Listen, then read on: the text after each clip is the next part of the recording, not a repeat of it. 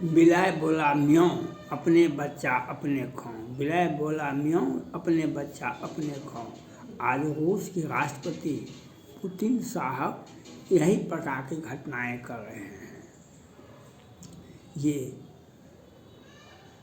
Ukraine को मिटाने पर लगे हुए हैं और यही एक बात बोलते हैं जो अमेरिका ने पैसा दिया, यूक्रेन ने आदमी मंगाया, हमारे देश पर मॉस्को शहर पर हमला किया। पुतिन साहब आपको समझाना मुश्किल है। आप एक तानाशाही व्यवस्था के आप तहत आते हैं, आपको समझाना मुश्किल है। एक समय में सोवियत रूस में सभी गिरजाघर, मंदिर, मस्जिद सब में ताला लगा दिया गया था।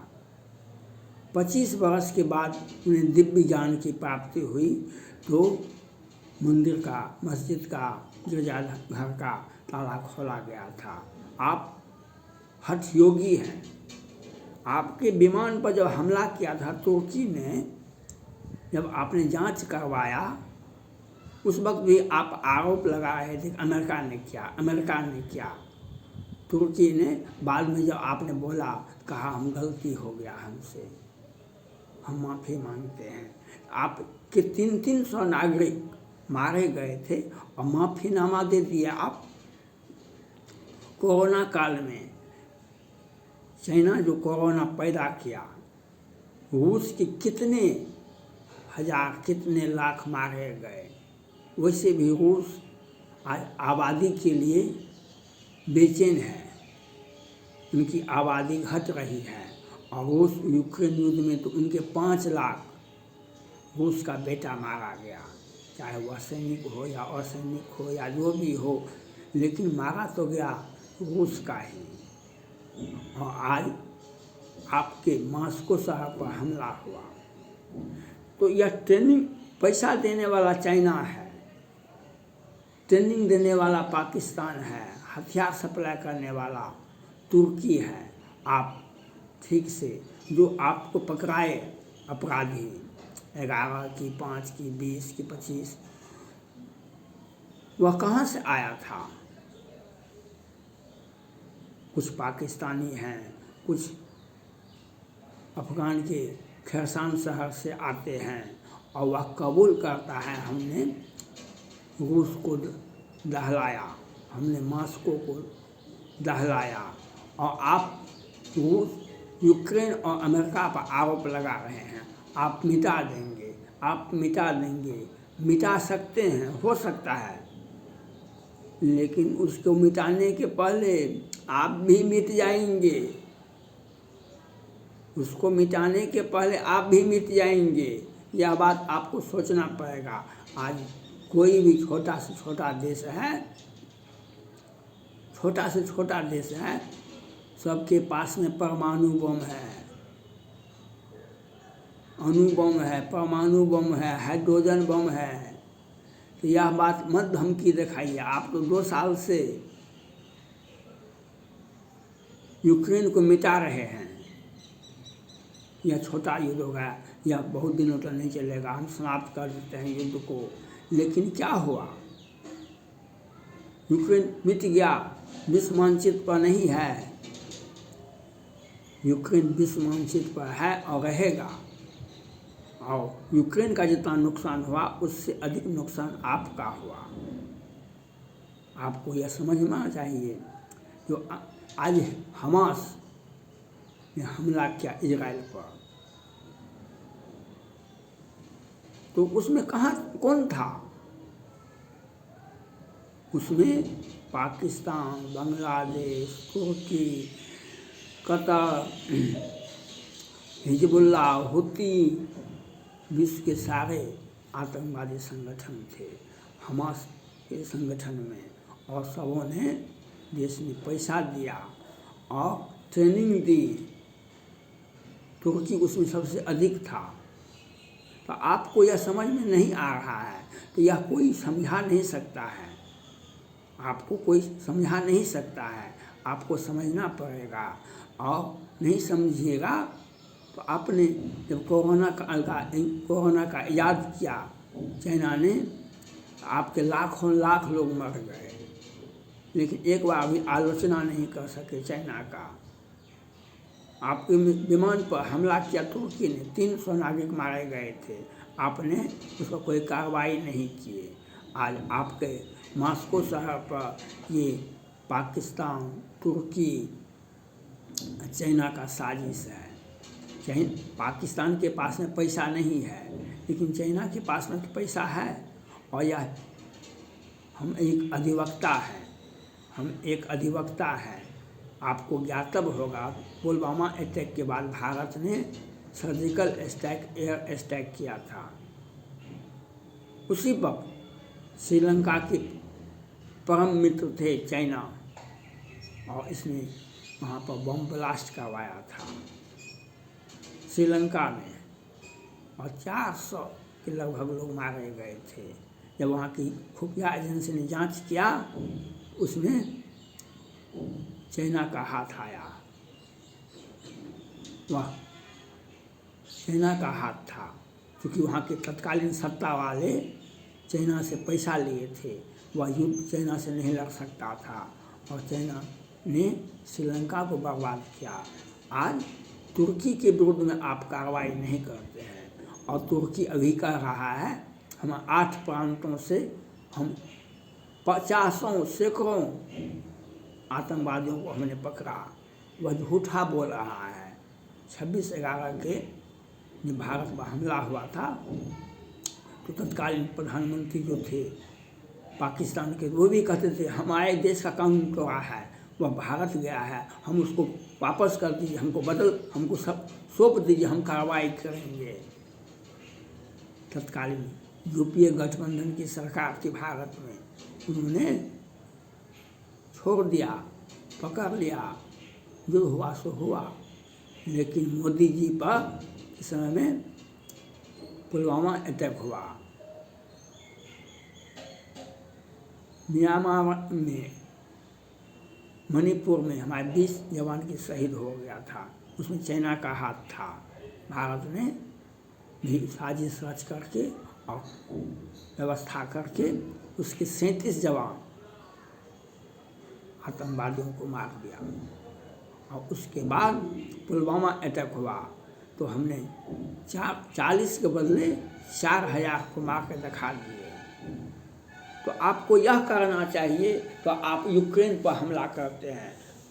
यूक्रेन नाटो सदस्य है, आपका हथियार बहुत बड़ा बड़ा है, लेकिन झूठा अहंकार है, आपका हथियार बहुत बड़ा नहीं है। सोवियत रूस टूटा, आज रूस बचा, आज रूस में चेचनिया चला गया, यूक्रेन चला गया। आप रोक के दिखाइए ना, आपके लाखों लाख नागरिक मारे जाते हैं कोरोना काल में अलग, और अभी युद्ध में, रूस यूक्रेन के युद्ध में अलग। तो आप अपने देश को नहीं बचा रहे हैं, आप अपने देश की जनसंख्या को नहीं बचा रहे हैं, आप देश की संप्रभुता को बचा रहे हैं। वह नाम मात्र का, जब तक लोग जिंदा रहता है तो वह अहंकार में बोलते रहता है। आज आपकी बर्बादी आपके चलते हो रहा है, रूस की बर्बादी आपके चलते हो रहा है। और ये जो हमला हुआ, हमको कैसे पता चला?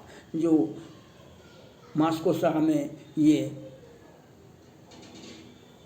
हॉल कहाँ पर है, कहाँ पर संगीत हो रहा है, वह नक्शा कहाँ से बना?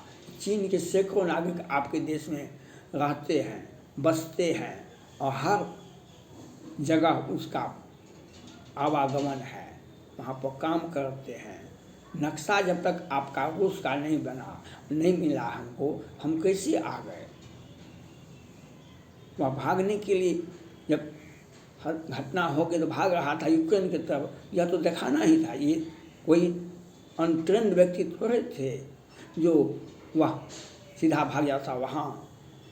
यूक्रेन को बदनाम करने के लिए आपको, पुतिन साहब, आपको अपनी जनता का जान बचाइए, और आप अपनी जनता का जान तभी बचा सकते हैं जब आप रूस और आप रूस के राष्ट्रपति पुतिन साहब, जब आप यूक्रेन से, अमेरिका से माफ़ी मांगेंगे, आप युद्ध की घोषणा को, एक तरफा युद्ध को रोक दीजिए।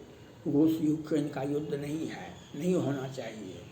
किसी भी परिस्थिति में अगर लगाता भी है अमेरिका, आप युद्ध को शांत कर दीजिए।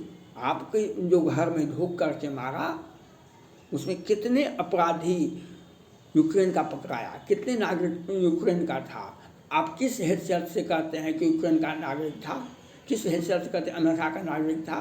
अमेरिका में, यूक्रेन में आदमी फाजिल नहीं है जो बम बना के बेचेगा, बम बना के फोड़ेगा। वहाँ पर कानून का शासन है। वहाँ का आदमी मॉस्को शहर में जा कर के बम ब्लास्ट नहीं करेगा, वह ग्रेनेड नहीं फेंकेगा। यह फेंकने वाला अफगान का है, ये ट्रेनिंग देने वाला पाकिस्तान का है और तुर्की का हथियार है। आप हथियार का जांच करवाइए और आप अपनी जनता को मन भटकाने के लिए यूक्रेन पर और हम और अमेरिका पर आप आरोप लगा रहे हैं। यह बात सच्चाई से बहुत दूर है। यह बात सच्चाई से बहुत दूर है। जो ट्रेनिंग दिया उसको न पकड़िए, जो आदमी था उसको न पकड़िए, उस पर बम ब्लास्ट कीजिए न, परमाणु बम कीजिए न। आज इजराइल छोटा सा देश है, आपके छोटा सा एक राज्य के बराबर भी नहीं होगा, लेकिन उसने अपना हिम्मत करके दिखा दिया। जो उसके 2000 नागरिक मारे गए थे। आतंकवादियों का काम है क्रिश्चियन को, हिंदुओं को और ये आपके देश में जो जाति है उसको समाप्त करना। इजराइल पर हमास संगठन ने बोला था जो हम दुनिया से क्रिश्चियन को मिटा देंगे, और उसके बाद ही अमेरिका, ब्रिटेन, भारत सबों ने इजराइल को साथ दिया। वह मिटा सकता है, लेकिन मिटने के लिए आप जब सोचेंगे हम किसी को मिटा सकते हैं, आप पहले मिटने के लिए तैयार होइए। क्योंकि एक तरफ से 20 देश की सेना हमला करेगा, एक तरफ से आपका हैसियत भी क्या है।